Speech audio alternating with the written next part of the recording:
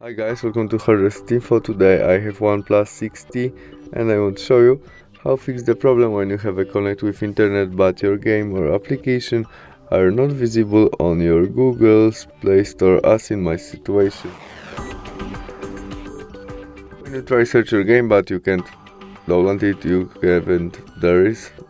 don't have it there, go back to main menu and tap on your photo on the right corner. There are settings, family and parental control.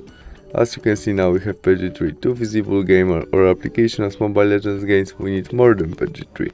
To change it, press there, enter our passwords to parental control, and now we can easily change it by tap to the maybe PG16, confirm by got it and save.